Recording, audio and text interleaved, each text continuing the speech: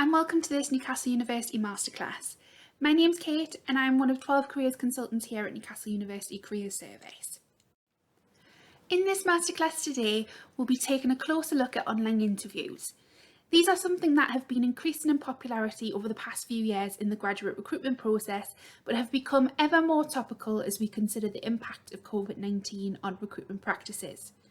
It's now very likely that if you haven't already had some experience of an online interview, you will in the future. So we'll think about the differences and similarities to traditional in-person interviewing and how you can prepare for tackling this new digital recruitment challenge. Let's start with the most basic question. Why do recruiters use online interviews? Besides the new restrictions on social contact that have come into force as a result of the ongoing pandemic, online interviews have often been utilised by graduate employers due to their flexible nature and ability to speed up the recruitment process. When used at the start of a large recruitment cycle, virtual online interviews allow selectors to process a large number of applications, and towards the end of the recruitment process, it can be a case of convenience and cost. For example, if an organisation is based in London and are considering candidates from across the country, an online interview removes the need for costly travel expenses and can often be much easier to schedule. There are many large graduate employers that see these benefits. For example, the well-known publisher Penguin at Random House state that we like to use it, online interviews, because it allows flexibility and can actually speed up the application process. Using a video interview means you can process your application and the hiring manager can review your interview even if they are off-site to keep things moving. Video interviews also mean flexibility for you. You don't have to take time off work, out of your studies or from caring responsibilities. You can take the interview from the comfort of your own home. There are different types of video interviews you might come across, and the type will often depend on the stage that the recruitment process is placed. The format that might spring to mind for most is the live video interview, which takes place via a video call. This is often a replication of traditional in-person panel interviews, which has been moved to a platform such as Skype, Microsoft Teams or Zoom for convenience. This interview often takes place towards the latter stages of the recruitment cycle, when selectors have a smaller shortlist of candidates and are becoming more and more common with the rise of the socially distanced recruitment process. The second category of online interviews can be classed as virtual pre-recorded interviews.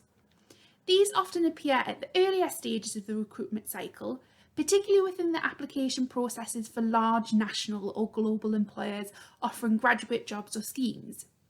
They involve responding to a set of pre-recorded questions, usually within a given time limit. These answers are then stored and assessed by selectors at a later date. However, some software can utilise AI functionality to assess factors such as your word speed, verbal cues and eye contact. This interview format can often feel quite foreign if you're not used to recording yourself.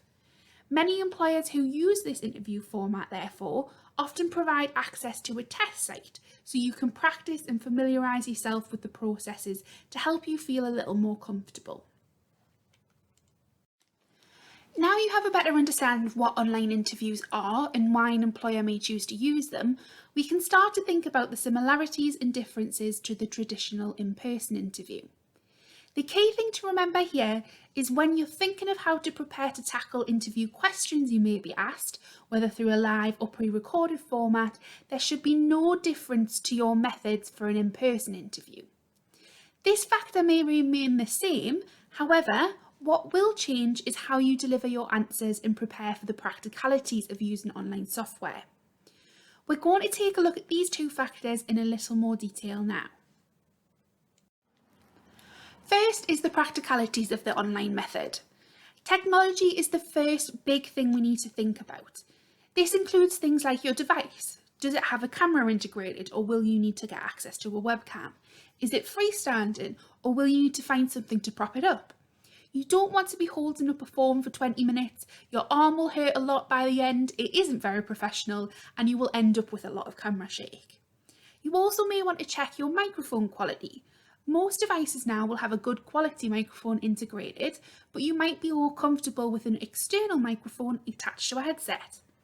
Headphones can also be particularly useful in live interviews where the sound quality may not be consistent if your recruiter is using an online platform like Skype or Teams. Online interviews are also dependent on your internet connection. Most pre-recorded platforms give you a chance to test your connection before you start the interview, but if you know your connection is lacking, you may want to find a space with a more reliable connection. For example, you can book a room in the career service space in Kingsgate so you have access to all the tech you may need. The next thing to think about is the materials you need. It's always a good idea to have a copy of your notes to hand, particularly for pre-recorded interviews where you may want to consult them during your thinking time. Just don't be tempted to take a look at them when you're answering questions. Camera to eye contact is key to an online interview. Just like the traditional interview, you may be asked a question about your CV, so it can also be good to have a copy of this to hand. Finally, if we are taking the word materials in a slightly different light, you may want to have a think about what you plan on wearing. It can be very tempting just to dress professionally from the waist up. You'll likely be sitting down after all, but what happens if you need to get up to collect something or deal with an unforeseen interruption? You don't want to be caught out with your pyjama bottoms on. Just like professional dress, it's important that you also have professional surroundings. Clean walls, good lighting and camera position all have an impact on the quality of your interview. So try to consider the small things, such as if you're using a laptop, you might want to raise this off your desk to allow for a better camera position, but it also might mitigate camera shake if you knock your desk while you're speaking. Finally and vitally, ensure that you're in a setting where you can be undisturbed. After all, we don't want this to happen. Scandals happen all the time. The question is, how do democracies respond to those scandals? And what will it mean for the wider region? I think one of your children has just walked in. I mean, shifting sands in the region. Do you think relations with the North may change? I would be surprised if they do. Pardon me. My apologies. Consider putting a sign on your door and warning anyone in your surroundings the day or night before that you have an interview. Make sure your phone is on silent and switched off and not just on vibrate, as this can still be a distraction, particularly if it's on your desk and you can see the notifications or the microphone picks up the vibration. Pets can also be a consideration as well as humans. Dogs bark, and we all know how much cats love to sit on keyboards whenever it is most inconvenient. If a disturbance does come up, don't panic.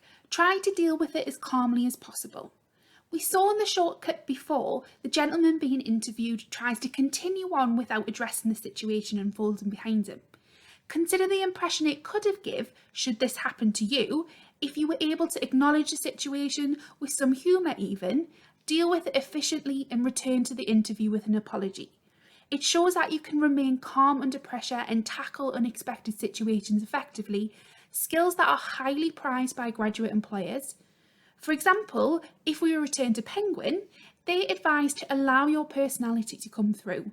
We've seen many examples with some sort of mishap during the video, and how you deal with it, your ability to recover and your sense of humour are great traits, and often we end up inviting candidates who can demonstrate these steps to the next stage. Consider this advice and think about the following scenarios. Let's say your video or audio stops working. How would you tackle this? Well, before the interview, it's a good idea to ask the interviewer for a phone number where you can reach them if you experience technical difficulties. This applies particularly to a live interview format. If a noise interrupts your video interview, you can apologise for that interruption, ask for a few moments until the noise has subsided. If someone enters the room unexpectedly, apologise to the interviewer and ask for a few moments, mute your microphone, turn off your camera, and then step away to deal with the interruption. Now we have the practicality sorted, let's think about your delivery. Smiling can be heard. Think about when you're on the phone to your friends or family, you can tell when they are smiling and happy. Varying your tone also helps keep the listener interested, shows you're motivated, and can help the person on the other end of the camera know when you're finished with your answer. Pace can also sometimes increase when we're nervous. This is natural, but try to keep breathing and take control when you feel your speed has increased. Remember to have a glass of water with you. Taking a drink can often help to calm you down. If this is a live interview and there is video, use visual cues like nods when the interviewer is speaking to show your engagement. If you only have audio, then you can use verbal cues like sounds of agreement, just not too many. The top tip for your delivery in any interview is to try and avoid using or preparing and rehearsing a script that can impact your delivery. Making it more stilted instead of natural is a consequence of this. It can also impact how you listen to the question. Prepare examples of relevant skills and strengths instead. This can help you with any question that you're asked. Speaking of the questions you're asked, you may want to watch our interviews Preparing to Succeed in Masterclass or come along to the online workshop for more support on how to tackle these. But in short, your preparation should focus on showing your knowledge of the company and the role, as well as examples of your skills. To help you with this, make sure you research the company in detail, look at more than just their website, take a look at news articles, social media, testimonials and business directories. You can also examine the person specification and job description you have to think about the skills you'll need to manage these responsibilities and begin to identify transferable experience you have which could demonstrate these. Finally, think about preparing some examples of this transferable experience and using the STAR technique to help. The key to your preparation is practice. You can find more information about this on our website and even arrange an online interview coaching session with a careers consultant through My Career. We also have a few online resources you can use to practice in your own time. So now, thank you for listening to this session, and I'll leave you with a short video which tells you a little bit more about these resources. Best of luck with your interview.